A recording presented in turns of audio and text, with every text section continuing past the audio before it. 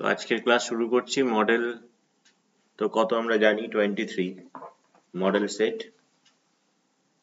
দেখা যাক নাম্বার 1 2 3 4 এগুলো কি দিয়েছে। নাম্বার 1 এরটা কি দিয়েছে? নাম্বার 1 এরটা বলছে যে ত্রৈমাসিক পর্বের চক্রবৃদ্ধি সুদের ক্ষেত্রে চক্রবৃদ্ধি সুদ আর সরল সুদটা সমান থাকে। তো যদি ত্রৈমাসিক পর্বের আমি চক্রবৃদ্ধি সুদ আর সরল সুদ সমান থাকবে, সেটা প্রথম কথা হচ্ছে এটা যে এই যে ত্রৈমাসিক পর্ব, এটা বলতে কি বোঝায় আমরা তো জানি, অর্থাৎ আমাদের 3 মাস অন্তর অন্তর আমরা সুদ ক্যালকুলেট করব। তো এবার ভেবে দেখো যে চক্রবৃদ্ধি সুদের ক্ষেত্রে চক্রবৃদ্ধি সুদ আর সরল সুদ সেটা সমান হতে হবে। তাহলে চক্রবৃদ্ধি সুদ আর সরল সুদ যদি সমান হতে হয়, তাহলে একমাত্র সেটা কত মাস পর পর? 3 মাস পর পরই যদি আমরা আমাদের ওই সুদটা ক্যালকুলেট করি, দিয়ে সুদ আসল বের করি, তাহলে আমাদের একমাত্র সমান হবে, তাছাড়া সমান হওয়ার কোনো জায়গা নেই। তাহলে ফার্স্ট একটা উত্তর হচ্ছে কত আমাদের? 3 মাস। তাহলে ফার্স্ট এরটা হচ্ছে সি, 3 মাস।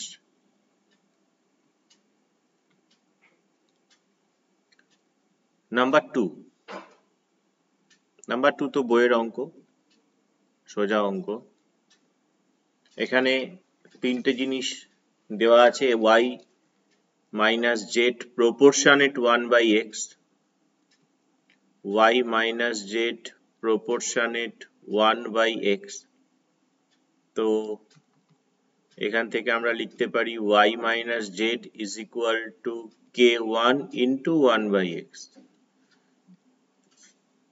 তারপরটা দিয়েছে z minus x proportionate 1/y। তাহলে এখান থেকে z minus x equal to k2 into 1/y।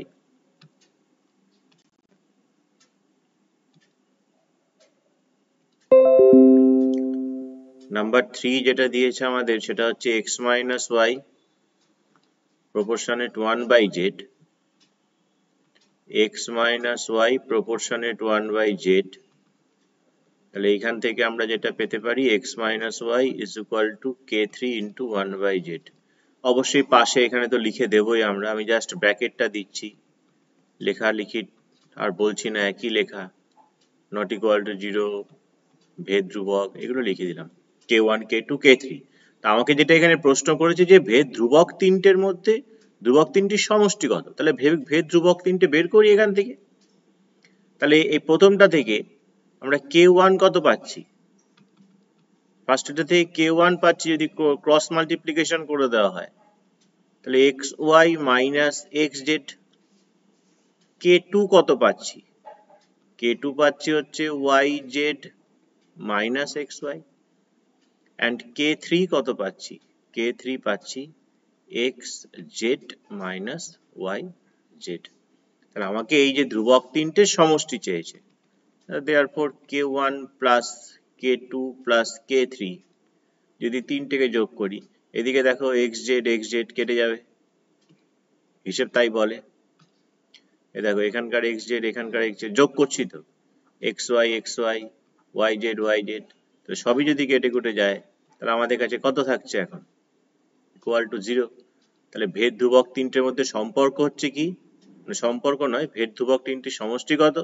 না, সমষ্টি হচ্ছে 0। অপশন বি উত্তর। আশা করি বোঝা যাচ্ছে। না বুঝতে পারলে বলবে। নাম্বার 3, ও কেন্দ্রীয় বৃত্তের ব্যাসার্ধের দৈর্ঘ্য 5 সেন্টিমিটার, ও বিন্দু থেকে 13 সেন্টিমিটার দূরত্বে পি একটি বিন্দু। পি বিন্দু থেকে বৃত্তের দুটি স্পর্শকের দৈর্ঘ্য পি কিউ এবং পি আর। স্পর্শকের দৈর্ঘ্য না, দুটি স্পর্শক। তাহলে বলেছে পি কিউ ও আর চতুর্ভুজের ক্ষেত্রফল হিসাব করে লেখো।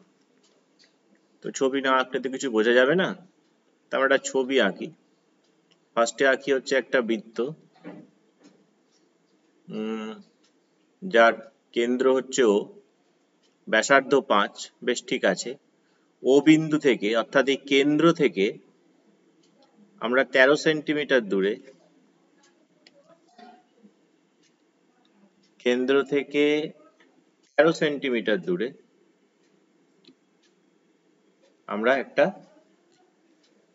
বিন্দু নিলাম পি।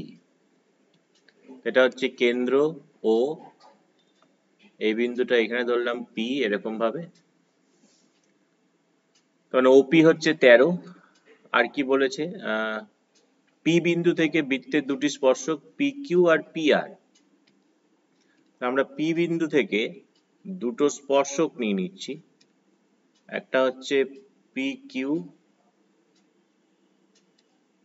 আর একটা হচ্ছে আমাদের পি আর।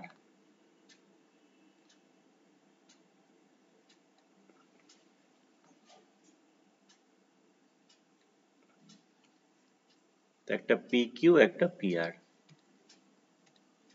ধরা যাক এটা পি কিউ এটা পি আর।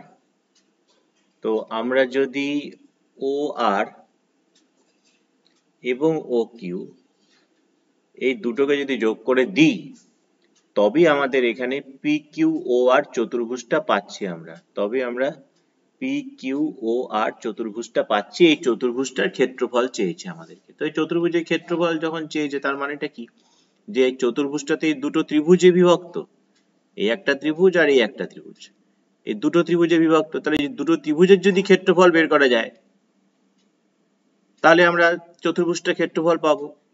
আবার এই যে ত্রিভুজ দুটো যে আছে, এই ত্রিভুজ দুটোর ক্ষেত্রফলও তো সেম, কারণ ত্রিভুজ দুটো তো সর্বসম। কারণ আমাকে বলেছে বৃত্তের ব্যাসার্ধ 5, এইটা আমাদের যেটা দিয়েছে, অর্থাৎ এই যে ওপি এটা দিয়েছে 13। তাহলে প্রথম কথা, এই যে এই কোণটা সমকোণ। আমরা জানি যে কোনো বৃত্তের কোনো বিন্দুতে স্পর্শক আর সেই স্পর্শ বিন্দুগামী ব্যাসার্ধ এরা পরস্পর লম্ব হয়। তাহলে আমরা যদি ওই ত্রিভুজটা থেকে কাজটা শুরু করি, যে ত্রিভুজ ও আর পি থেকে আমরা যেটা পাবো সেটা হচ্ছে P R is equal to root over, অতিভুজটা হচ্ছে 13 মাইনাস অপর বাহু square 144, 169 minus 25, that is equal to 144, that is equal to 12। তার মানেটা হচ্ছে এটাই, যে এই যে পি আর এইটা পেয়ে গেলাম 12। তাহলে এই ত্রিভুজটা ক্ষেত্রফল কত? ত্রিভুজ ও আর পি এর ক্ষেত্রফল হচ্ছে হাফ ইন্টু 12 ইন্টু 5, এত বর্গ সেন্টিমিটার। 2 দিয়ে 12কে কাটলে 6 সমান সমান 30 বর্গ সেন্টিমিটার। এটা হচ্ছে আমার এই ত্রিভুজটার ক্ষেত্রফল। তারপর এই ত্রিভুজটার যা ক্ষেত্রফল হবে, এই ত্রিভুজটার ক্ষেত্রফল তাই হবে। তাহলে সুতরাং লিখে দিই যে পি কিউ ও আর চতুর্ভুজের ক্ষেত্রফল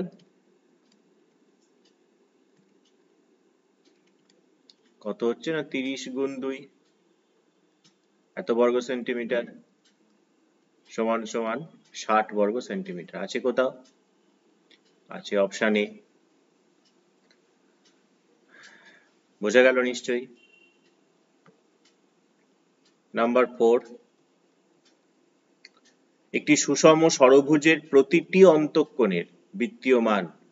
তো সুষম ষড়ভুজের বহিঃকোণ কত হয়? অন্তঃকোণের বড় সূত্র আছে আমরা জানি। তো আমরা যদি বহিঃকোণ বের করে নিই, সুষম ষড়ভুজ মানে বহিঃকোণের যোগফল তো 360 সব সময়ের জন্য হয় 60 ডিগ্রি। তাহলে বহিঃকোণ যদি 60 ডিগ্রি হয়, 60 ডিগ্রি মানে কত বলতে পারি আমি? পাই/3 রেডিয়ান। তাহলে অন্তঃকোণ যেটা, বহিঃকোণ আর অন্তঃকোণের যোগফল 180 ডিগ্রি বা পাই। তাহলে পাই থেকে পাই/3 বিয়োগ করে দিই, লসাগু 3, 3 পাই মাইনাস পাই, দ্যাট ইজ 2 পাই/3। আছে কোথাও? Number C. নাম্বার 5 বলছে একটা আয়ত ঘনকাকার বাক্সের ভেতরের আয়তন এত ঘন সেন্টিমিটার, ভেতরের ভূমিতলের ক্ষেত্রফল দিয়েছে 66 বর্গ সেন্টিমিটার। তাহলে বাক্সটার উচ্চতা কত? আমরা কি জানি যে ভূমিতলের ক্ষেত্রফল ইন্টু উচ্চতায় তো আয়তন হয়। তাহলে এখানে যদি আমরা ধরে নিই নাম্বার 5, যদি না ধরে নিই যে এখানে উচ্চতা হচ্ছে আমাদের 8 সেন্টিমিটার, তার মানে সুতরাং ভূমিতলের ক্ষেত্রফল 66 into H, and that is equal to কত না 5 to 8। তাহলে এখান থেকে এইচ পেয়ে যাচ্ছি আমরা কত না 5 to 8 by 66। 11 দিয়ে যায় 6, 4 11 44, 8 11 88, 6 8 48। তাহলে উচ্চতা কত পেয়ে গেলাম 8 সেন্টিমিটার। আছে কোথাও? আছে, number B. and last one number 6 কি বলছে দেখো, 16 15 17 16 15 পি 19 17 14 এই রাশি তত্ত্বের সংখ্যাগুরু মান 15, মানে উত্তর সিটা 15ই হবে, পি এর মান 15ই হবে। দেখা যাক তবু 15 যদি ধরি তাহলে একটা দুটো, পির জায়গায় 15 ধরা মানে তিনটে হচ্ছে। আর দেখো 17 কটা আছে, দুটো, 16 দুটো, 14 একটা, আর তো সব এক দুটো করে আছে। সুতরাং এটা বলেই দিয়েছিলাম যে এই জাতীয় অঙ্কগুলোর ক্ষেত্রে যেটা দেখবে যে মান দেবে সংখ্যাগুরু মান, সেটাই উত্তর হবে। তাহলে পি ইজ ইকুয়াল টু হচ্ছে 15, সি। বোঝা গেল নিশ্চয়ই? তো নাম্বার 2 এর অঙ্কগুলোতে আমরা আসছি। নাম্বার 2 এর শূন্যস্থান পূরণ করতে দিয়েছে। সেখানে বলছে যে কোনো ব্যবসায় এ বি এবং সি তাদের মূলধনের একটা অনুপাত দিয়েছে, সি অপেক্ষা এ আবার 60 টাকা কম লাভ পেয়েছে, তাহলে মোট কত টাকা লাভ হয়েছে। আগের পেজেও আমরা এই অঙ্কগুলো করেছি, চেনা অঙ্ক। মূলধনের অনুপাতটাই আমরা জানি লভ্যাংশের অনুপাত, তাহলে আমরা লভ্যাংশের অনুপাত দিয়ে স্টার্ট করছি এখানে, যে লভ্যাংশের অনুপাত তাহলে কত হবে, সেটাও হবে 3:8:5। কেন না, যেহেতু আমাদের মূলধনের অনুপাত দিয়েছে 3:8:5। তো এখান থেকে যদি আমরা ধরি যে এ পায় লাভের 3x টাকা, বি পাচ্ছে লাভের 8x টাকা, আর সি পাচ্ছে লাভের 5x টাকা। তাহলে প্রথম কথা, এখান থেকে মোট লাভ কত পেয়েছে, তার মানে মোট লাভ হচ্ছে কত আমাদের 3x plus 8x plus 5x টাকা সমান সমান 16x টাকা। এটা হচ্ছে আমাদের মোট লাভ। আর কি বলছে, সি থেকে এ 60 টাকা কম পায়, তাহলে সি পেয়েছে এটা, এ পেয়েছে এটা, তাহলে আবারও প্রশ্নানুসারে আমরা এটা বলতেই পারি যে সি থেকে যদি এর লাভকে আমরা বিয়োগ করি সমান সমান 60 হবে। তাহলে এখান থেকে 2x ইকুয়াল টু হবে 60। তাহলে 2x যদি 60 হয় তাহলে x ইকুয়াল টু হয়ে যাচ্ছে 30। তাহলে x যদি 30 হয়, মোট লাভ তো আমাদের 16x, তাহলে আমরা এখান থেকে মোট লাভ অনায়াসেই বের করতে পারবো। তাহলে মোট লাভ 16 ইন্টু 30 এত টাকা, 348 480 টাকা। তাহলে শূন্যস্থানে আমরা এখানে 480 টাকা বসিয়ে দিতে পারি।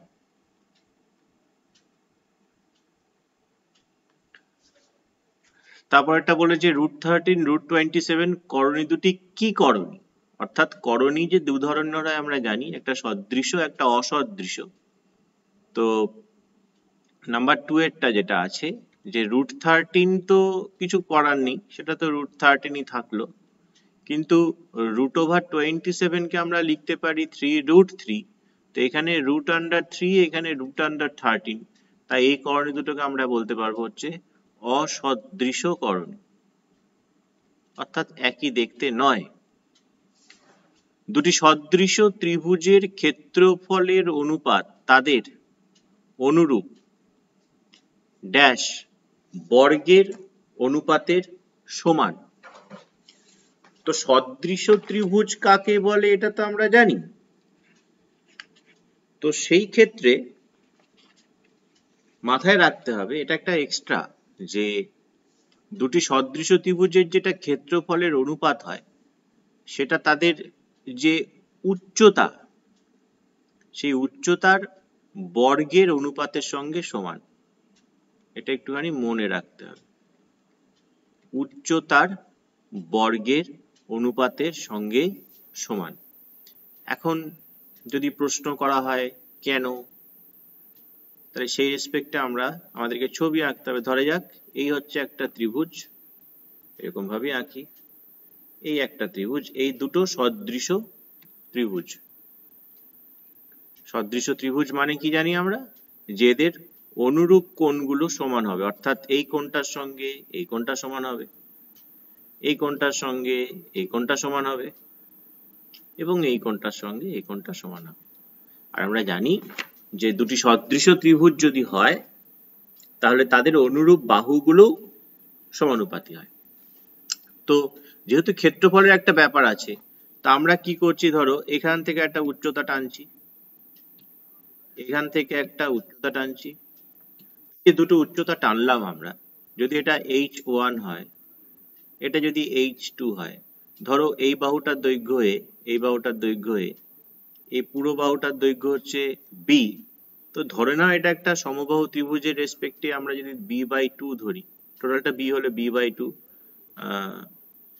এটাতে a তো হবে না, এটা ভুল লেখা হলো, অনুপাতটা সমান হয় a1, ধরো এটা b/2, এটা b1/2, এটাতে h1 h2 ধরেছি, তাহলে এই যে ত্রিভুজটা, এই ত্রিভুজটার ক্ষেত্রফল তো half into b/2 into h1, এই ত্রিভুজটার ক্ষেত্রফল half into b/2 into h2, তাহলে এই যে দুটো বাহুর অনুপাত, এই বাহুগুলোর অনুপাত যেহেতু সমান হয়, সেই রেসপেক্টে আমরা বলতে পারি এখানে যে এদের উচ্চতার বর্গের অনুপাতের সঙ্গে সমান হয়।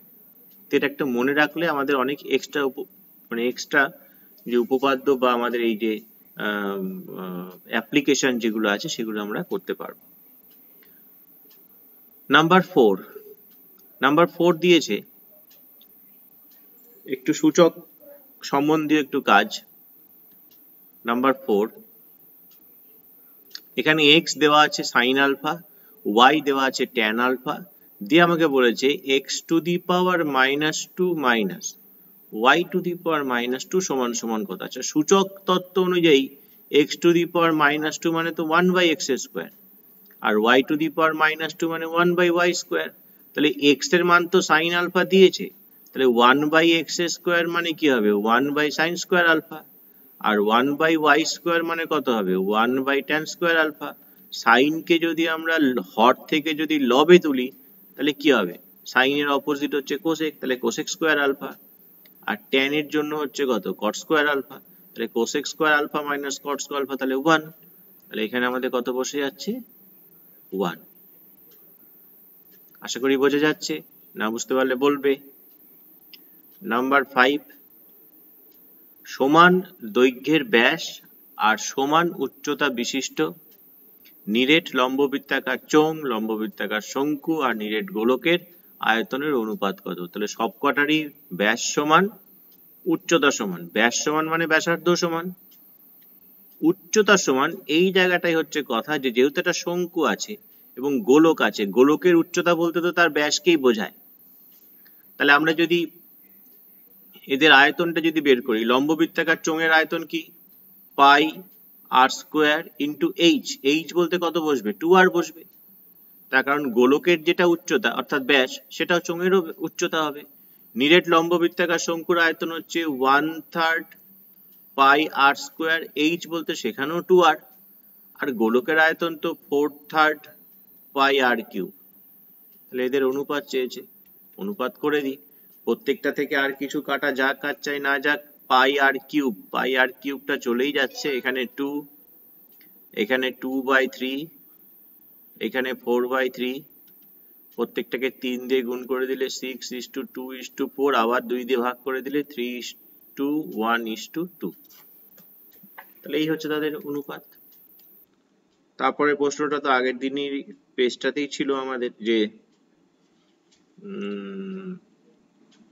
কি না, ওই যৌগিক গড়, মধ্যম আর সংখ্যাগুরু মান হলো, এগুলো কিসের মান, না কেন্দ্রীয় প্রবণতার মাপক, সেন্ট্রাল টেন্ডেন্সি। হ্যাঁ, স্যার 5 অঙ্কটার উচ্চতা 2r কেন হচ্ছে?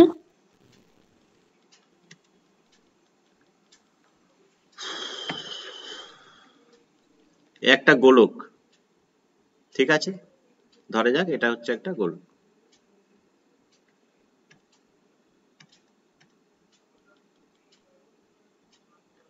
এটা হচ্ছে একটা গোলক। তাহলে প্রথম কথা হচ্ছে এই গোলকের উচ্চতা বলতে কোনটা বুঝবো আমরা? এই গোলকের উচ্চতা বলতে নিশ্চয়ই এটাকেই বুঝবো, অর্থাৎ গোলকের যেটা ব্যাস সেটাই নিশ্চয়ই উচ্চতা হবে। এবার যদি এর পাশে একটা যদি শঙ্কু রাখা হয় যেটার ব্যাসার্ধ এই গোলকের ব্যাসার্ধের সঙ্গে সমান, যেটার ব্যাসার্ধটা এই গোলকের ব্যাসার্ধের সঙ্গে সমান, তাহলে তার উচ্চতাটা কি হবে? এই গোলকের আচ্ছা বুঝেছি। গোলকের উচ্চতার সঙ্গে সমান, উচ্চতা সমান বলে দিয়েছে ওরা, তাহলে উচ্চতাটা সে 2r হওয়া উচিত। শুধু তাই নয়, যে যে চোঙ যেটা পাচ্ছি আমরা সেই চোঙটার উচ্চতা কোনটা হবে? এটাই তো হবে। 2r, হ্যাঁ। তাই সেই ক্ষেত্রে উচ্চতাটা 2r করে দেওয়া হয়েছে, এই আর কি ব্যাপার। বোঝা গেল? ওকে। হ্যাঁ স্যার। নাম্বার 3 সত্যি মিথ্যা। একটা গ্রামের জনসংখ্যা পি, প্রতি বছর জনসংখ্যা বৃদ্ধির হার একটা দিয়েছে কত না 2r%। তাহলে আমাকে বলেছে যে আমাদের এই n বছর পর জনসংখ্যা কত হবে। তাহলে n বছর পর জনসংখ্যা কত হবে বলতে আমরা কি বুঝি? আমরা তো এটাই বুঝি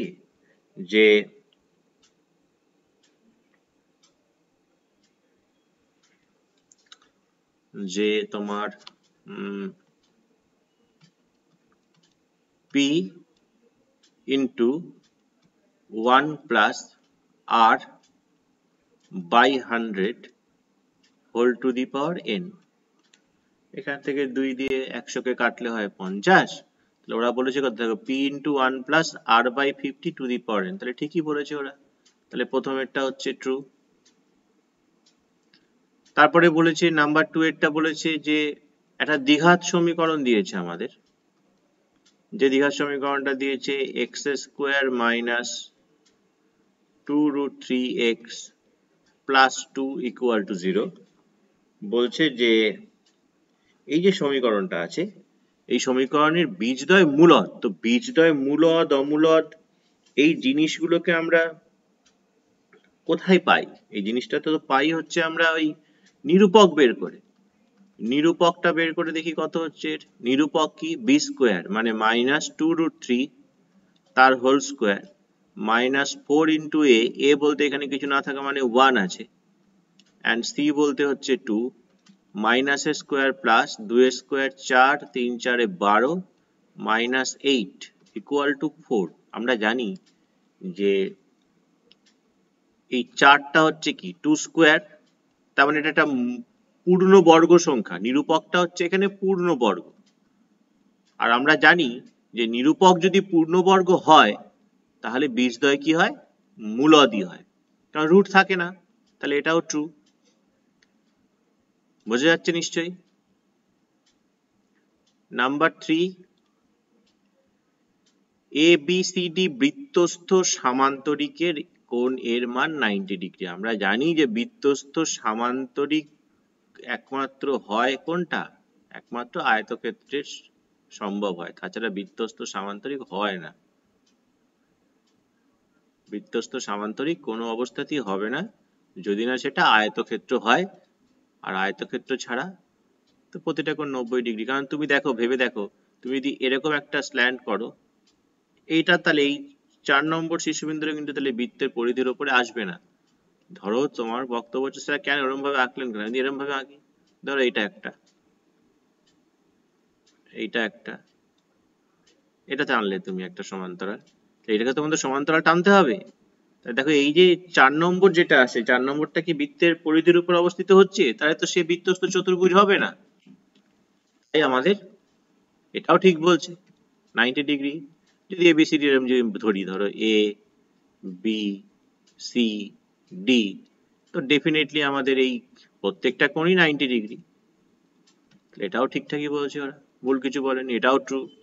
পরপর তিনটেই সত্যি হলো। আসছি নাম্বার 4-এ। নাম্বার 4 কি বলছে দেখো, সূর্যের উন্নতি কোণ 30 ডিগ্রির বেশি হলে স্তম্ভের ছায়ার দৈর্ঘ্য স্তম্ভের উচ্চতার থেকে কম হবে। তো একটা স্তম্ভ আগে আঁকা যাক। ধরে যাক এই হচ্ছে স্তম্ভ, এই হচ্ছে আমাদের ভূমি। এবার দেখো কি বলতে চেয়েছে, বলছে যে 30 ডিগ্রি, তা 30 ডিগ্রি যদি হয়, ধর এটা হচ্ছে 30 ডিগ্রি। এবার আমাকে বলছে যে তাহলে ছায়ার দৈর্ঘ্য কোনটা, তখন এইখান থেকে শুরু করে এতটা।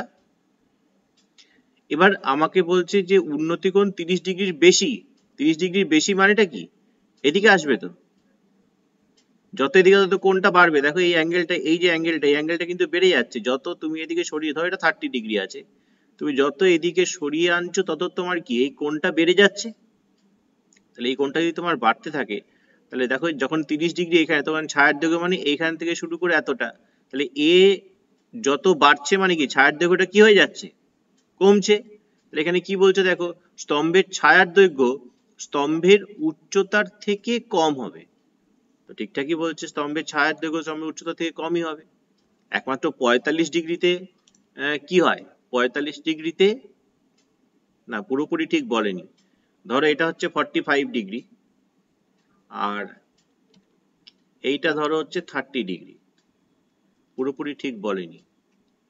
তো অ্যাকচুয়ালি যখন 30 ডিগ্রি তখন ছায়ার দৈর্ঘ্য হচ্ছে এইটা, আর যখন 45 ডিগ্রি হয় তখন আমরা জানি যে স্তম্ভের দৈর্ঘ্য ছায়ার দৈর্ঘ্য সমান হয়। তার মানে 45 ডিগ্রির যদি কম হয় উন্নতি কোণ, তবেই একমাত্র স্তম্ভের থেকে তার ছায়ার দৈর্ঘ্যটা ছোট হবে। তো 30 ডিগ্রির থেকে ছোট হলে ধরো যদি এরকম জায়গায় থাকে 50 ডিগ্রি, তাহলে 50 ডিগ্রির ক্ষেত্রে তো আর ছায়ার দৈর্ঘ্য স্তম্ভের দৈর্ঘ্য থেকে ছোট হচ্ছে না, বড়ই হচ্ছে। ধরো 45 আর 30 মাঝখানে ধরো 50 ডিগ্রি এলো, তখন কি হচ্ছে, ছায়ার দৈর্ঘ্য তো বড়ই হচ্ছে। তাহলে সব সময়ের জন্য এটা ঠিক নয়, তাই এইটাকে আমরা ফলস বলতে পারি। কেন ফলস বললাম নিশ্চয়ই বুঝতে পারছো, শুধুমাত্র 30 ডিগ্রি বলেছে বলে। যদি 45 ডিগ্রি বলতো তাহলে কিন্তু এটাও ঠিক হতো। গেল নাম্বার 4। আসছি নাম্বার 5 এ। নাম্বার 5 কি বলছে, একটি ঘনকের প্রতিটি ধারের দৈর্ঘ্য দ্বিগুণ হলে ঘনকটার আয়তন প্রথম ঘনকের 8 গুণ হবে।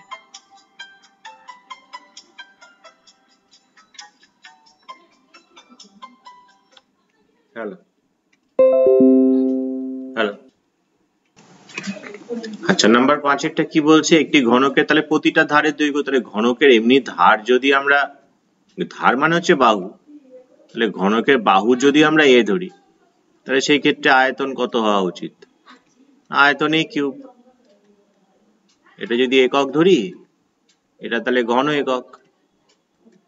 এবার বলছে তার ধারের দৈর্ঘ্য দ্বিগুণ করে দেওয়া হলো, তো ধারের দৈর্ঘ্য দ্বিগুণ করলে এখন ধারের দৈর্ঘ্য কত হবে, 2a হবে। তাহলে এখন আয়তন কত হবে, 2a তার হোল কিউব। তাহলে 2a তার হোল কিউব মানে কত হচ্ছে, 8a কিউব। আগের আয়তন ছিল a কিউব, এখন তার 8 গুণ হচ্ছে, তাহলে ঘনকের 8 গুণ হবে। ঠিকঠাকই বলেছে এটা, এটাও true. Last one, number 6। Number 6 কি বলছে আমাদের, yi is equal to xi minus c, i is equal to 1 2 dot dot করে n। তবে বলেছে যে x bar is equal to y bar minus c হবে, যেখানে c টা হচ্ছে ধ্রুবক। x বার বলতে আমরা কি বুঝি, অ্যাকচুয়ালি x বার বলতে তো এটা বুঝবো যে x1 plus x2 plus dot dot dot করে n সংখ্যক দিয়েছে এখানে, 1 থেকে n, তাহলে n সংখ্যক পদ আছে এখানে, তাকে n দিয়ে ভাগ। y বার বলতে কি বুঝবো, y1 plus y2 plus dot dot dot করে yn, তাকে n দিয়ে ভাগ, মাইনাস c যেমন ছিল ছিল।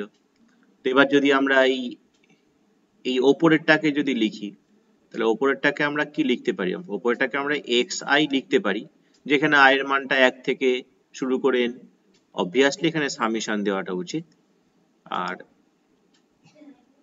এদিকে নিচে n আছে, nটা দিয়ে যদি গুণ করে দিই, সামেশন yi মাইনাস nc, তো এটা ঠিকঠাক বলেনি, এটা ফলস, দেখাই যাচ্ছে ঠিকঠাক নেই, এই জিনিসটা আসা উচিত ছিল। ওকে, তো আমরা এবার নেক্সট নাম্বার 4 এর অঙ্কগুলোর দিকে একটু যাব। নাম্বার 4 এর অঙ্কগুলো কি আছে দেখা যাক।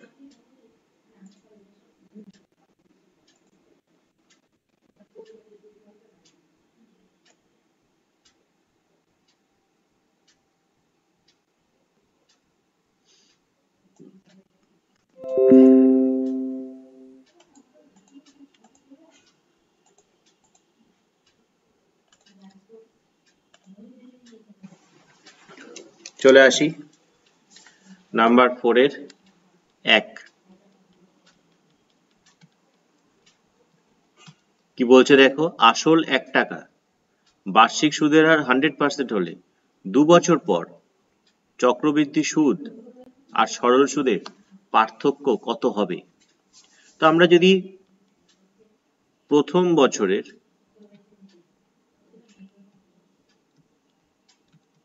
বছরের জাস্ট সরল সুদটাকে বের করছি, এমনি সূত্রে বসিয়ে তো করতেই পারবো, সরল সুদটা বের করি। কারণ আমরা কি জানি যে প্রথম বছরের যেটা সুদ হয় আর সুদটা যেটা বের হয় তার পরের বছরে, সেটাই তো 2 বছরের পার্থক্য হয়। তো আমরা যদি এখানে প্রথম বছরের সুদটা বের করি, তাহলে আসলে 1 টাকা, তাহলে পি, আর বলতে এখানে 100, টি বলতে এখানে 1, নিচে 100, তাহলে 1 টাকা।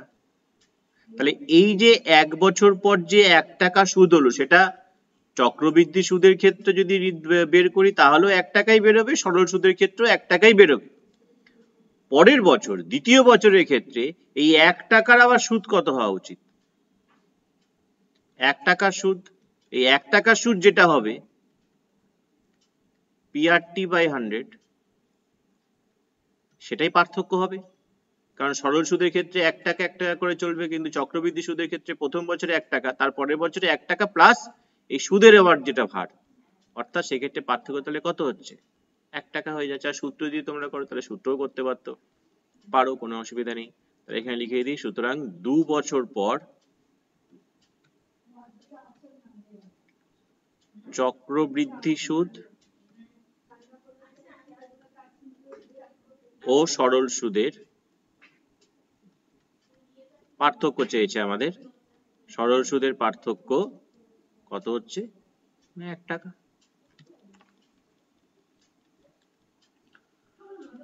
নাম্বার 2,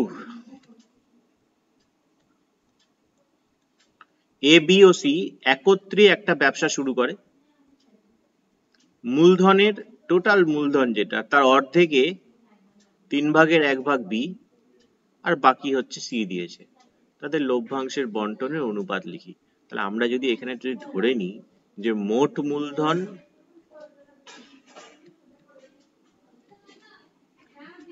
x টাকাও ধরতে পারো, বা এই 3 আর 2 লসাগু দিয়েও ধরতে পারো, x টাকাই ধরি।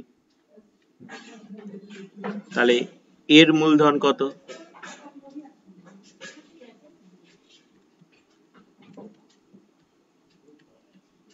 তাহলে এর মূলধন হচ্ছে টোটাল মূলধনের অর্ধেক, সমান সমান x বাই 2 টাকা। বি এর মূলধন কত? x ইন্টু 1/3, অর্থাৎ x বাই 3 টাকা। তাহলে সি এর মূলধন হচ্ছে অবশিষ্ট বলেছে, তাহলে অবশিষ্ট থাকছে কত? সি এর মূলধন হচ্ছে x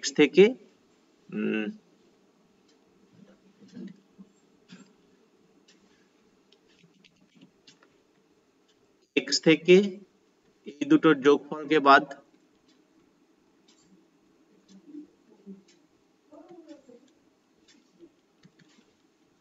লসাগু যদি একবারেই করে দিই 6, তাহলে এখানে 6x মাইনাস এখানে 3x প্লাস 2x, তাহলে 6x minus 5x, that is x by 6 টাকা। মূলধন যেটা হয় সেটাই তো লভ্যাংশের অনুপাত, মানে মূলধনের যেটা অনুপাত হয় সেটাই তো লভ্যাংশের অনুপাত হয়। তার মানে আমরা এখান থেকে যেটা পাচ্ছি এটা হচ্ছে লভ্যাংশের অনুপাত। এ দিয়েছে x বাই 2, বি দিয়েছে x বাই 3 আর সি দিয়েছে x বাই 6। প্রত্যেকটা থেকে x চলে যাচ্ছে আর প্রত্যেকটাকে 6 দিয়ে গুণ করলে এটা 3, এটা 2, এটা 1। তাহলে এই হচ্ছে তাদের লভ্যাংশের অনুপাত। তো এই পেজটা সেভ করে নিই আমরা। নেক্সট অঙ্কগুলোকে নিয়ে পরের পেজে যাই।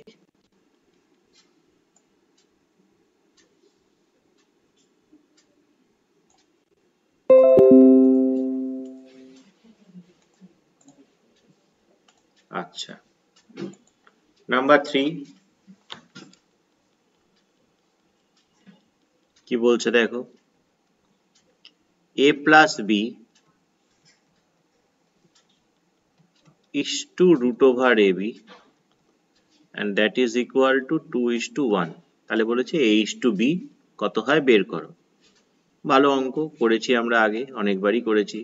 এটা মানে হচ্ছে a plus b by root over ab, এটা হচ্ছে 2/1।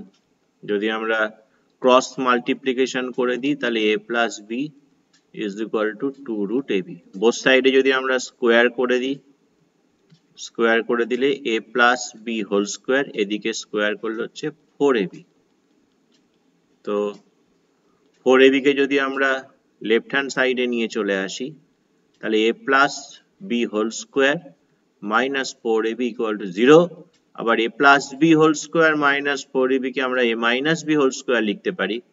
a minus b whole square 0 হলে a minus b 0।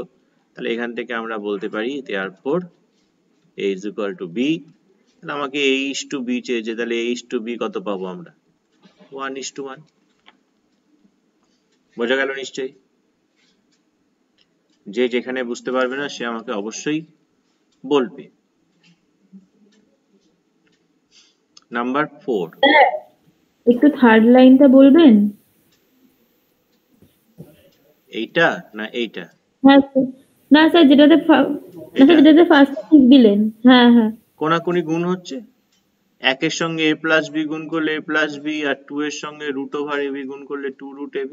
হ্যাঁ স্যার, তারপরে এইখানে উভয় দিকে বর্গ করে, অর্থাৎ এটাকে বর্গ করলে a plus b whole square, একে যদি বর্গ করি তাহলে 2 স্কোয়ার 4, আর root over ab মানে কি হবে? শুধু ab হয়ে যাবে তো? শুধু এবি। সেটাই হলো। বোঝা গেল? হ্যাঁ স্যার, বুঝেছি। নাম্বার 4 কি দিয়েছে ইকুয়েশনটা? ইকুয়েশনটা দিয়েছে x square minus a minus 2x plus a minus 3 equal to 0। এটা একটা দ্বিঘাত সমীকরণ। বলছে বীজদ্বয়ের বর্গের সমষ্টি ক্ষুদ্রতম। তাহলে বীজদ্বয়টাকে ধরি, নাহলে কি করে কি হবে?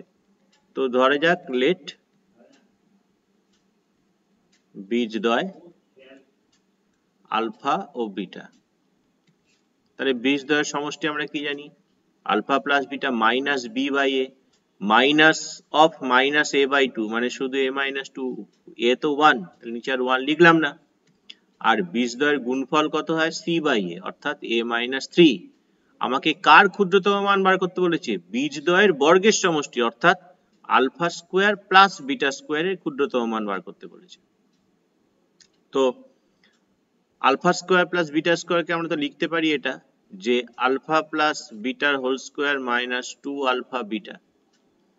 তো এখানে আমরা আলফা প্লাস বিটার ভ্যালুটা বসিয়ে দিই, a minus 2 whole square minus 2 into alpha beta মানে a minus 3, এটা হচ্ছে a square minus 4a plus 4 minus 2a plus 6, and that is equal to a square minus 6a plus 10। তো এইটার value, ক্ষুদ্রতম value যেটা হবে সেটাই এটার ক্ষুদ্রতম ভ্যালু হবে, হিসেব তাই বলে। আমাকে বর্গের ক্ষুদ্র সমষ্টির ক্ষুদ্রতম মান বার করতে বলেছে। এর কোন মানের জন্য হবে? এর কোন মানের জন্য? তো এটাকে আমরা বর্গ করি, a square minus 2 into a into 3, তবেই 6a হয়, প্লাস 3 এর বর্গ 9, আর 10 এর থেকে আরো 1 যোগ আছে। তাহলে আলটিমেটলি এটাকে আমরা লিখতে পাচ্ছি a মাইনাস 3 তার হোল স্কোয়ার প্লাস 1। তোমরা দেখো যে ক্ষুদ্রতম মানটা হচ্ছে 1, কারণ এইখানে যে বসে আছে তার মান কিন্তু এর ওপর নির্ভরশীল নয়, এইখানকার মানটা এর ওপর নির্ভরশীল। এবং যদি আমি এখানে এর মান 3 বসাই, তাহলে 3 থেকে 3 বিয়োগ হলে 0, 0 বর্গ 0।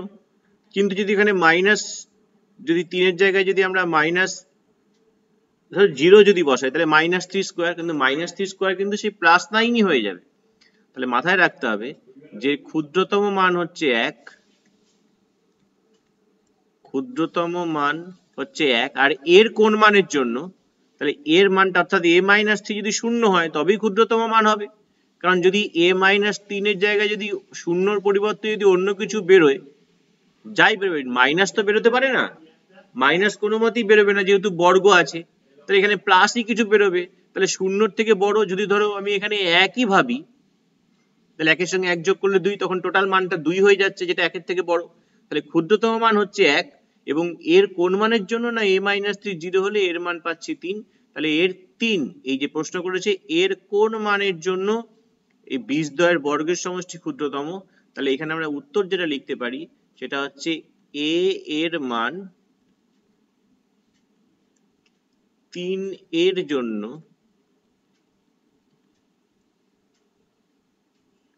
বীজদ্বয়ের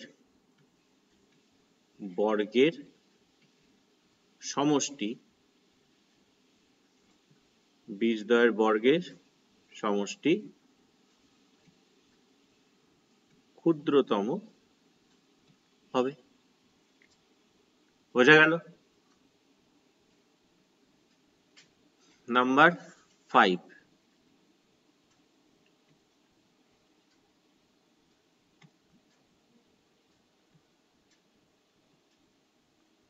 RS একটি বৃত্তের ব্যাস। একটা বৃত্ত তো আঁকি আগে।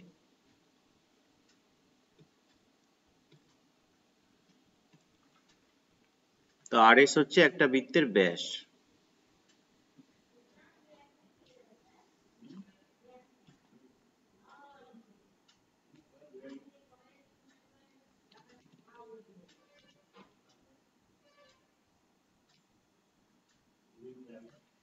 তো এই হচ্ছে একটা বৃত্তের ব্যাস, নাম দিলাম RS। বৃত্তের MN জ্যা RS এর সমান্তরাল। তাহলে MN টা উপরেও থাকতে পারে, নিচেও থাকতে পারে, নিচেই দিই আমরা। MN একটা জ্যা যেটা RS এর সমান্তরাল। আর কি বলছে? এটা যেহেতু ব্যাস, তাহলে কেন্দ্র নিশ্চয়ই এর উপরেই থাকবে কোথাও না কোথাও। MRN 40 degree, MRN 40 degree. তাহলে R আর M কে শুধু যোগ করে দিই, তাহলেই হয়ে যাবে। তাহলে এই কোণটা হচ্ছে আমাদের 40। আর কি বলছে? তাহলে বলছে RNM এর মান কত? RNM অর্থাৎ এই অ্যাঙ্গেলটা, এই কোণটার মান কত আমাকে চেয়েছে, এইটা কত চেয়েছে।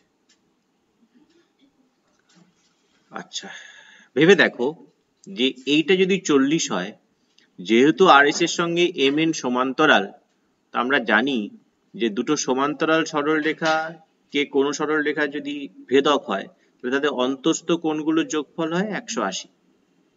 এই যদি 40 হয়, তাহলে এ হবে 140, অর্থাৎ অ্যাঙ্গেল RMN এর মান আমরা পাচ্ছি 180 থেকে 40 এর বিয়োগ, দ্যাট ইজ 140 ডিগ্রি। ঠিক আছে? আচ্ছা,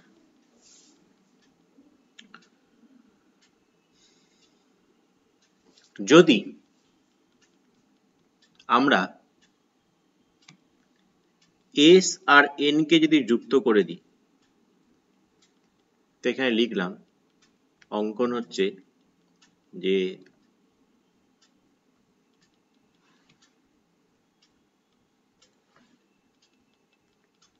S N যুক্ত করলাম। যখনই যুক্ত করলাম, তাহলে এই যে অ্যাঙ্গেলটা, এই অ্যাঙ্গেলটা 90 ডিগ্রি, অর্ধবৃত্তস্থ কোণ। তাহলে RNS ইকুয়াল টু 90। আবার এটা একটা বৃত্তস্থ চতুর্ভুজও হয়ে যাচ্ছে যার এই কোণটা 40। তাহলে সেই ক্ষেত্রে আমরা এটা আমাদের বের করার দরকার ছিল না। তাহলে আমরা এখান থেকে বলতে পারি যে অ্যাঙ্গেল MNS সেটা কত হবে, 180 থেকে 40 বিয়োগ, দ্যাট ইজ 140। তাহলে MNS এর টোটালটা 140, এইটুকুনি 90, তাহলে বাকি পড়ে থাকছে আমাদের RNM। তাহলে RNM কত হচ্ছে না, 140 থেকে 90 কে বিয়োগ করব, কত হয় না তো 50 ডিগ্রি। এটাই হচ্ছে আনসার আমাদের। বোঝা গেল?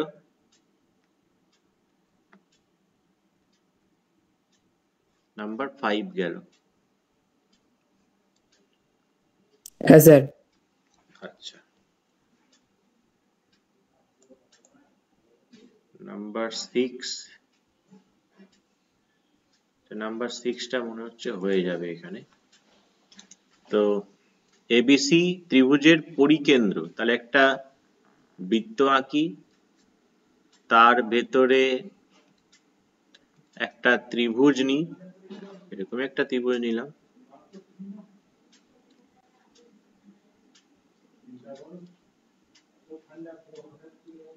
বেশ, এই একটা ত্রিভুজ যার পরিবৃত্তের কেন্দ্র অর্থাৎ পরিকেন্দ্র ও, এটাও ত্রিভুজটা ধরা যাক, এটা নাম দিয়েছে ABC। নাম্বার 6। আর কি বলছে, BOC 140, তাহলে BOC যদি 140 হয় আমাকে যোগ করতে হবে। কাকে কাকে যোগ করতে হবে না তো BO কে যোগ করতে হবে এবং CO কে যোগ করতে হবে, এবং এই টোটাল কোণটা হচ্ছে কত না 140। ভালো কথা। এই অ্যাঙ্গেলটা 140।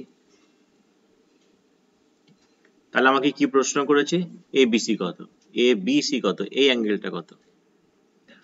আচ্ছা, আরো একটা আমাদের দিয়ে দিয়েছিল যে AB এর সঙ্গে AC সমান। তো দেখো যেহেতু পরিবৃত্তের কেন্দ্র, তাহলে আমরা অ্যাঙ্গেল BAC সমান সমান কি বলতে পারি, half into angle BOC। Angle BOC দিয়েছে 140, তাহলে 140 কে 2 দিয়ে ভাগ করলে 70, তাহলে আমরা এই কোণটা পেয়ে যাচ্ছি 70। তাহলে এই কোণটা যদি 70 ডিগ্রি পাই, তাহলে বাকি যে দুটো কোণ আছে ABC আর ACB, একটা ত্রিভুজের যে দুটো বাদ বাকি কোণ, তাহলে তাদের যোগফল কত হওয়া উচিত না 180 থেকে 70 বিয়োগ, অর্থাৎ 110। আবার বলেছে দেখো যে AB র সঙ্গে AC সমান, তা কোন ত্রিভুজের যদি দুটো বাহু সমান হয় তা তাদের বিপরীত কোণগুলো সমান হবে, তাহলে ABC র সঙ্গে ACB কোণ সমান হবে। আবার ABC আর ACB যোগফল 110, তাহলে প্রত্যেকটার মান কত হবে, 110 কে 2 দিয়ে ভাগ, অর্থাৎ 55 ডিগ্রি। বোঝা যাচ্ছে? একটা দাগ দিয়ে দিই, বোঝা যাবে। তো আমাকে কি প্রশ্ন করেছে, আমাকে তো এটাই প্রশ্ন করেছিল যে অ্যাঙ্গেল ABC এর মান কত। তাহলে অ্যাঙ্গেল ABC এর মান কত পেলাম, 55 পেলাম। ABC আর ACB তো একই, ACB এর মানও চাইতে পারতো, সে 55ই হতো। তো এই পেজটাকে আমরা সেভ করে নিই। পরের অঙ্কগুলোকে নিয়ে আমরা পরের পেজে যাই।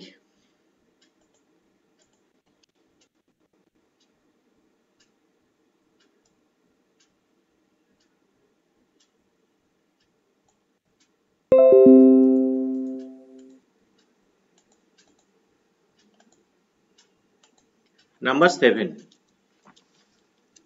নাম্বার 7 কি বলছে, নাম্বার 7 বলছে আমাদের যে একটি সমকোণী ত্রিভুজের অতিভুজ ত্রিভুজটির ক্ষুদ্রতম বাহুর 3 গুণ অপেক্ষা 1 সেন্টিমিটার বড় এবং অপর বাহুটি অতিভুজ অপেক্ষা 2 সেন্টিমিটার ছোট, তাহলে ত্রিভুজটার বাহুগুলোর দৈর্ঘ্য বের করো। একটা সমকোণী ত্রিভুজ এখানে এমনি জাস্ট একটা ড্র করে যেটা সমকোণী ত্রিভুজ, ধরে যাক এই হচ্ছে একটা সমকোণী ত্রিভুজ। অতিভুজটা বলেছে তার যে ক্ষুদ্রতম বাহুর 3 গুণ অপেক্ষা 1 সেন্টিমিটার বড়, তো আর অপর বাহুটি অতিভুজ অপেক্ষা 2 সেন্টিমিটার ছোট। তো ধরা যাক এই হচ্ছে আমাদের সেই সমকোণী ত্রিভুজ, নাম দিয়ে দিলাম ABC, যার এই কোণটা 90 ডিগ্রি, এবং এই ক্ষুদ্রতম বাহুটা আমরা ধরে নিচ্ছি হচ্ছে AB, যেটাকে আমরা x সেন্টিমিটার ধরছি। মানে ছবিতে এটাই দেখতে পাচ্ছি ছোট, তাই এটাই ধরলাম। তাহলে এটা যদি সেই বাহুটার দৈর্ঘ্য যদি x সেন্টিমিটার হয়, তাহলে অতিভুজ তো এসি। তাহলে অতিভুজের দৈর্ঘ্য তাহলে কত হবে? ক্ষুদ্রতম বাহুর 3 গুণ অর্থাৎ 3x, তার থেকেও আরো কত বড়? 1 সেন্টিমিটার বড় অর্থাৎ 3x + 1। কিন্তু অপর যে বাহুটা পড়ে আছে সেটা বলছে অতিভুজের থেকে 2 সেন্টিমিটার ছোট, অর্থাৎ অতিভুজটা তো পেয়েছি 3x + 1, 2 সেন্টিমিটার ছোট, তার থেকে 2 বিয়োগ করব, তার মানে এই বাহুটা আলটিমেটলি কত পাচ্ছি? 3x - 1। তাহলে এই যে কথাগুলো বললাম, এই কথাগুলি আমাদেরকে লিখতে হবে, আর কোনো কাজ নেই। যে ধরি ক্ষুদ্রতম বাহু, যেহেতু আমাদের ছবিতে এবিটা আমরা ক্ষুদ্রতম বাহু ধরছি, সেটা x সেন্টিমিটার ধরলাম, তাহলে অতিভুজ এসি সেটা কত হচ্ছে? 3 গুণ থেকে আরো 1 বেশি অর্থাৎ 3x + 1 সেন্টিমিটার। আর অপর বাহুটি বা অবশিষ্ট বাহুটা সেটা লিখি, তাহলে আমাদের বুঝতে সুবিধা হবে যে অবশিষ্ট বাহু অর্থাৎ বিসি সেটা প্রথমত হচ্ছে 3x + 1 থেকে 2 কম এত centimetre, and that is equal to 3x - 1 centimetre. তাহলে আমরা তো জানি পিথাগোরাসের উপপাদ্য, যে অতিভুজ স্কয়ার সমান সমান অপর দুটো বাহুর বর্গের যোগফলের সঙ্গে সমান হয়।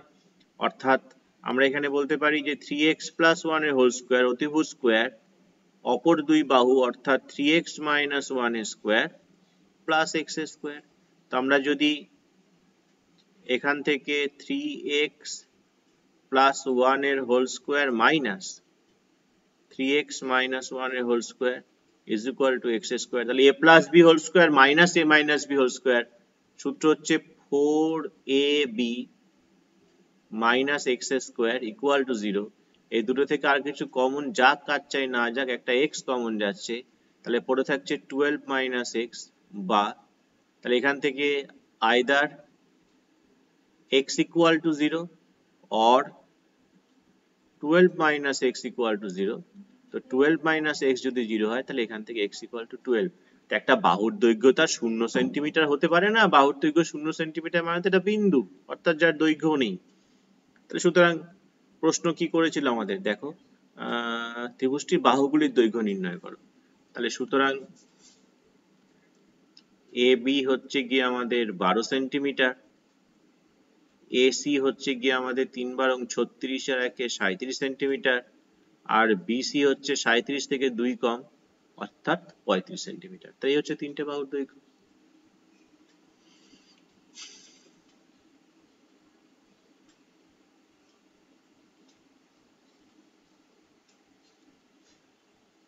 নাম্বার 8। নাম্বার 8 দিয়েছে sin square x plus sin square y equal to 1। তো এইখান থেকে আমরা যেটা লিখতে পারি সেটা হচ্ছে sin square x is equal to 1 minus sin square y, আবার 1 minus sin square theta that is cos square theta. তাহলে দুদিকে স্কয়ার রুট করে দিলে sin x equal to cos y। আবার এখান থেকে আমরা cos y কে sin 90 minus y লিখতে পারি। দুদিক থেকে যদি সাইনটাকে আমরা তুলে দিই, তাহলে x is equal to 90 minus y, y টা এদিকে আসলে বাদিকে আসলে প্লাস, তাহলে x plus y is equal to 90 degree. দিয়ে আমাকে বলেছে ভ্যালু বের করতে হবে কার না, ভ্যালু বের করতে হবে sin x plus y by 2 এর ভ্যালু বের করতে হবে। তাহলে x plus y এর ভ্যালু তো আমরা পেয়েছি 90, বসিয়ে দিই, তাহলে 90/2 sin 90/2 মানে হচ্ছে আমাদের sin 45 ডিগ্রি, আর sin 45 ডিগ্রি ভ্যালু তো আমরা জানি 1/√2। তো এটা হচ্ছে আমাদের ভ্যালু, কার ভ্যালু না sin x plus y by 2 এর ভ্যালু, যখন sin square x plus sin square equal to 1। 7 sin square theta plus 3 cos square theta is equal to 4 theta হলে থিটা এর বৃত্তীয় মান কত? আচ্ছা,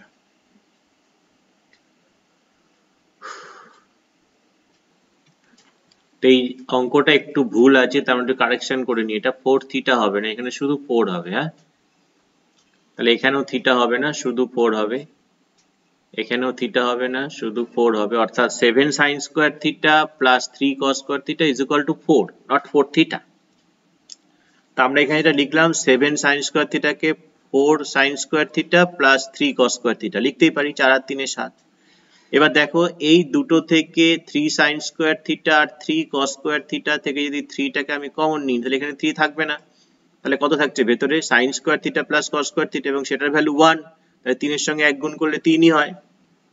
এটা তুলে দিই, তাহলে কি করে 3 এলো নিশ্চয়ই বুঝতে পারছো। sin square theta যেমন ছিল সেরকমই আছে এখানে, is equal to 4, 3 টা এদিকে আসলে 4 থেকে যদি 3 বিয়োগ করি 1, তাই নিচে 1 লেখা হয়েছে, and then sin square theta is equal to 1/4, তাহলে sin theta প্লাস মাইনাস হয়, মাইনাস দিয়ে তো আমরা এখনো ভ্যালু শিখিনি।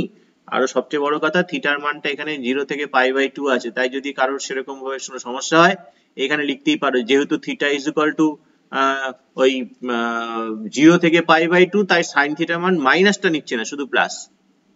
লেখার দরকার নেই, যেহেতু মাধ্যমিকে পড়ো, ক্লাস 10 এ পড়ো, এটা লিখলেও কোনো অসুবিধা নেই। মাইনাস তো ভ্যালু আমরা পাইনি, কোনো মাইনাস ভ্যালু পেয়েছি আমরা যে চার্টে আছে? কোনো মাইনাস ভ্যালু নেই, সব পজিটিভ, তাই পজিটিভটাকেই নেব। তাহলে সাইন এর মান 30, অর্থাৎ হাফ মানে সাইন 30, তাহলে থিটার মান 30 ডিগ্রি। 30 ডিগ্রি তো ষষ্ঠিক পদ্ধতি, কিন্তু আমাকে বলেছে এখানে বৃত্তীয় পদ্ধতিতে মান করো, তাহলে বৃত্তীয় পদ্ধতি মানে 30 ডিগ্রিকে আমরা যদি ওই π/180 দিয়ে গুণ করে দিই, তাহলে 30 দিয়ে 180 কাটলে 6, তাই π/6 হয়ে গেল। নিশ্চয়ই বুঝতে পারছো। তাহলে এই হচ্ছে আমাদের আনসার। এটা সেভ করে নিই আমরা পেজটাকে।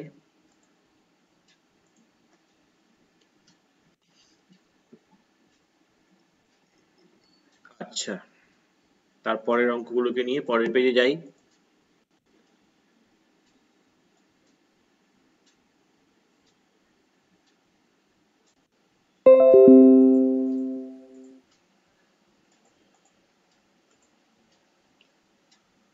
কি বলছে, একটা সমকোণী চৌপলের সমগ্রতলের ক্ষেত্রফলের অর্ধেক তার কর্ণের দৈর্ঘ্যের বর্গের সমান।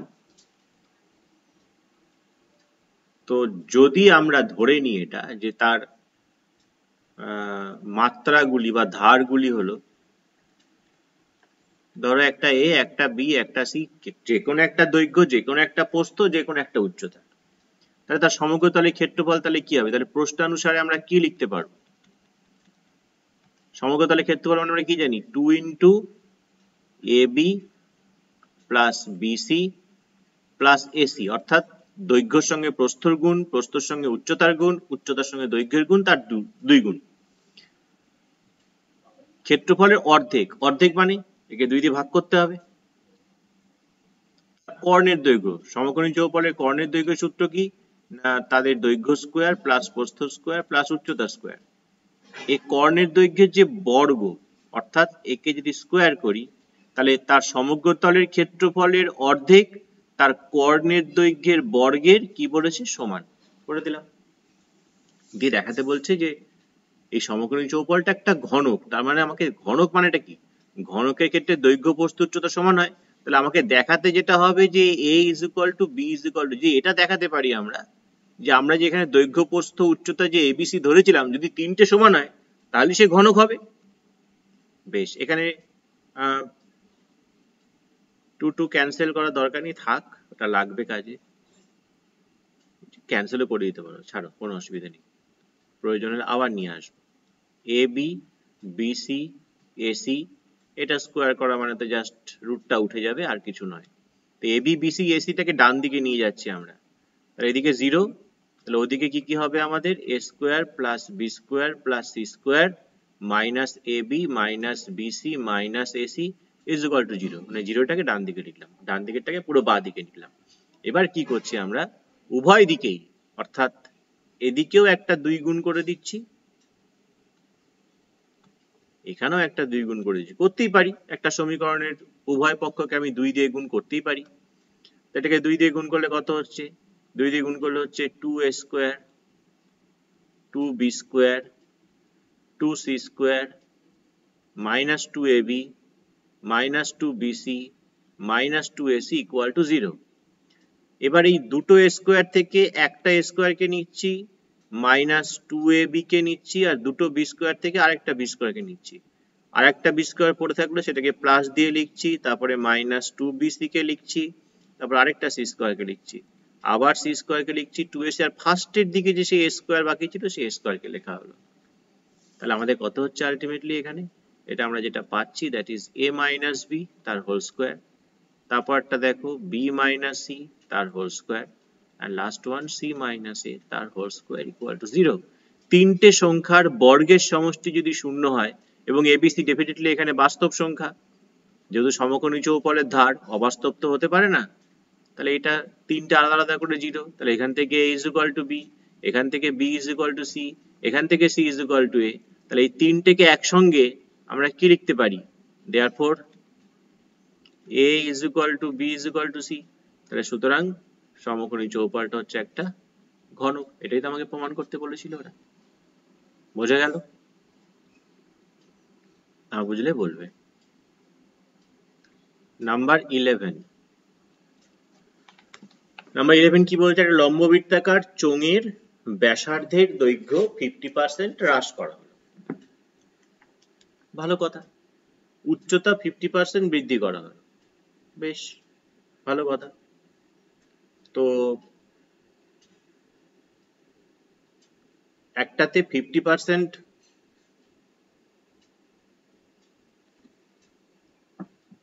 কমিয়ে দেওয়া হচ্ছে, আর একটা 50% আবার বাড়িয়ে দেওয়া হচ্ছে। তো ধরে নিই এখান থেকে যে ব্যাসার্ধ r একক,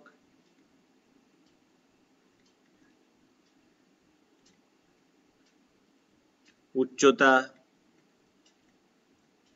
h একক, তাহলে আয়তন কত হচ্ছে বের করে নিই। আয়তনটাকে আমরা ধরছি প্রথমত v, এবং v is equal to pi r square h, এত ঘন একক। এবার যা যা বলছে সেই অনুযায়ী কাজ করি। এখনকার নতুন ব্যাসার্ধ কত হবে? ব্যাসার্ধ কমিয়ে দিয়েছে 50%, তাহলে ওপরে 100 থেকে 50 বিয়োগ করলে 50, নিচে 100, অর্থাৎ এখন ব্যাসার্ধ হয়ে যাচ্ছে r/2। এখন উচ্চতা কত হচ্ছে?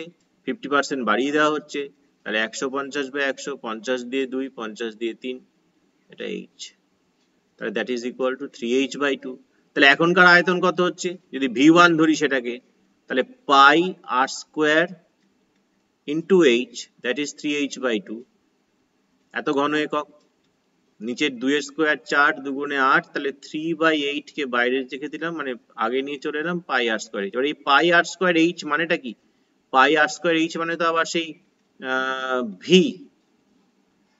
পাই r স্কোয়ার h মানে তো v, তাহলে এখানে v বসিয়ে দিলাম, এটা 8, এখানে v, তাহলে 3v/8। তাহলে এখনকার আয়তনটা দেখা যাচ্ছে আগের আয়তনের 8/3, তাহলে এখনকার আয়তনটা কিন্তু কমে গেছে। তাহলে আয়তন কমে কত? আয়তন কমে, আগে ছিল v, এখন হচ্ছে 3v/8, লসাগু হচ্ছে 8, তার মানে এখানে হচ্ছে আমাদের 8v minus 3v and that is equal to 5v/8। তাহলে এই হচ্ছে আমাদের আয়তন। তাহলে আয়তন হ্রাস পাচ্ছে কত? শতকরা হ্রাস। তাহলে শতকরা হ্রাস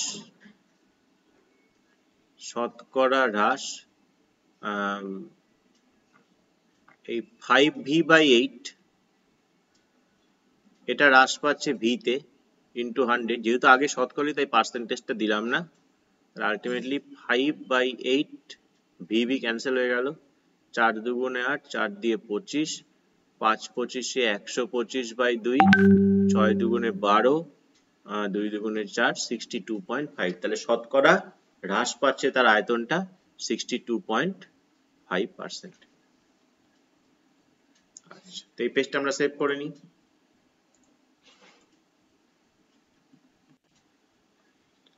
ওকে, লাস্ট ওয়ান, নাম্বার 12।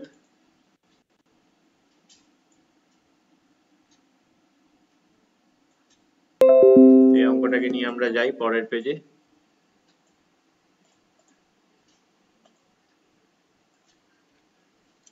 তো এখানে একটা পরিসংখ্যা বিভাজনের গড় দিয়েছে। সাধারণত গড় বলতে আমরা কি বুঝি? এমনি সূত্রটা কি? x bar is equal to summation xi fi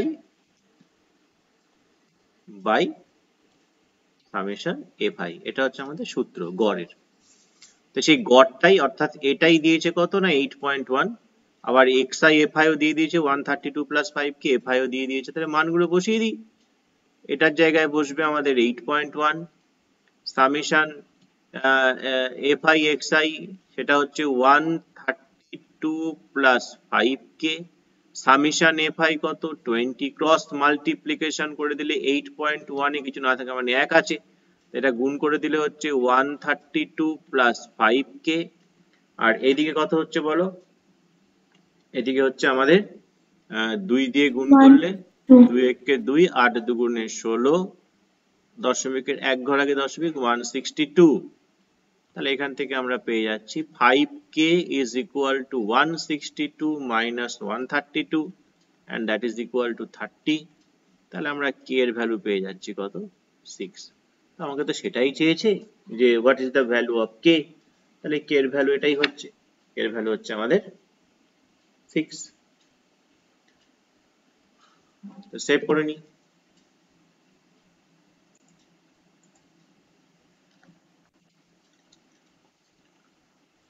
okay, next হচ্ছে আমাদের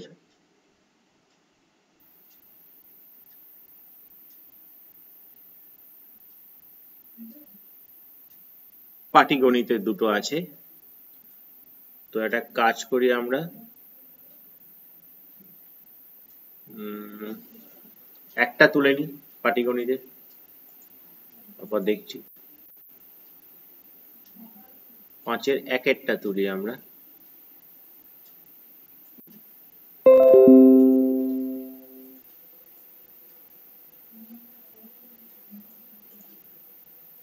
কি বলছে 5-এর একেরটা?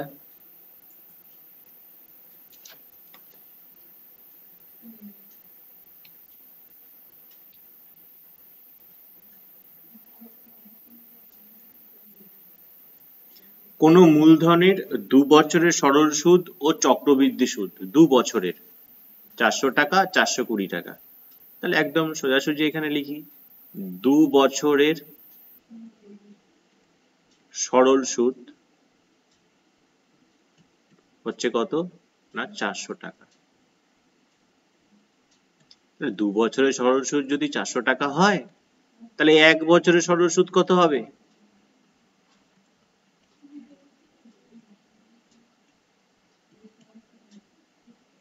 400 কে 2 দিয়ে ভাগ সমান সমান 200 টাকা। তাহলে চক্রবৃদ্ধি সুদের ক্ষেত্রে দ্বিতীয় বছরে 200 টাকার সুদটা কত হয়েছে? 20 টাকা হয়েছে বেশি। তাহলে সুতরাং এটা লিখতে পাচ্ছি আমরা যে 200 টাকার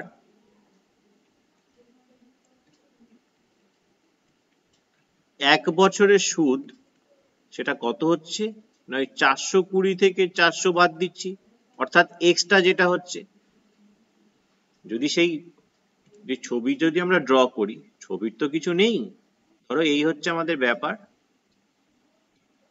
ধরো এটা হচ্ছে আমাদের সরল সুদ, এটা হচ্ছে আমাদের চক্রবৃদ্ধি সুদ। তাহলে এই হচ্ছে আমাদের 1 বছর গেল, এটা হচ্ছে আমাদের 2 বছর। 1 বছরের শেষে অর্থাৎ সরল সুদের ক্ষেত্রে এইখানে গিয়ে আমাদের হচ্ছে 400 টাকা, তাহলে নিশ্চয়ই প্রথম বছরেও 200 টাকা হয়েছে, তার পরের বছরও 200 টাকা হয়েছে, তাই 400 টাকা হয়েছে। কিন্তু চক্রবৃদ্ধি সুদের ক্ষেত্রে 420 টাকা। চক্রবৃদ্ধি সুদের ক্ষেত্রে প্রথম বছরে তো 200 টাকাই হবে, তারপরের বছরে কি হবে, এই যে 200 টাকা এর একটা সুদ এখানে যোগ হচ্ছে বলেই আমাদের আলটিমেটলি হচ্ছে কত 220, তার জন্যই 420 হচ্ছে। সেটাই লিখেছি এখানে যে 200 টাকার, তার এই 200 টাকার যেটা প্রথম বছরে যেটা সুদ বেরোচ্ছে তার 1 বছরের সুদ কত, নিশ্চয়ই 20 টাকা, তার জন্য এই 20 টাকাটাই তো বেশি হচ্ছে। তাহলে সুদের হার এখান থেকে বের করে নেওয়া যায়।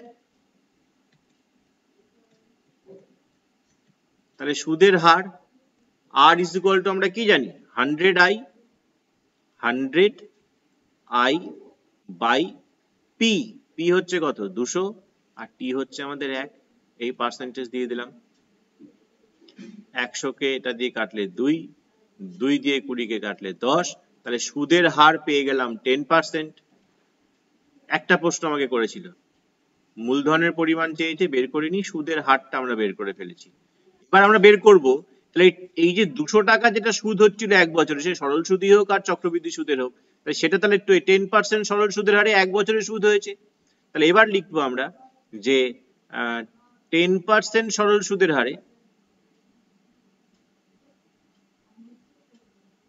যে পরিমাণ টাকার, মানে যেটা আসল আর কি, যে পরিমাণ টাকার 10% সরল সুদের হারে 1 বছরের সুদ 200 টাকা হয়,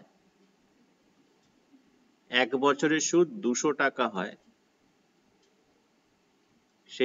সেই টাকা হলো, অর্থাৎ P is equal to 100 I by R into T, এত টাকা। একটা করে শূন্য গেল, আলটিমেটলি হচ্ছে কত পেলাম, 2000 টাকা। তার মানে আমাদের যেটা দরকার ছিল, আসল কত, অর্থাৎ আসল হচ্ছে আমাদের এখানে 2000 টাকা, আর সুদের হার কত না, সুদের হার হচ্ছে আমাদের 10%। এই দুটো জিনিসই আমাদের চেয়েছিল। তো এই পেজটা আমরা সেভ করে নিয়েছি। আজকে ক্লাস আমরা এখানেই শেষ করলাম। যদি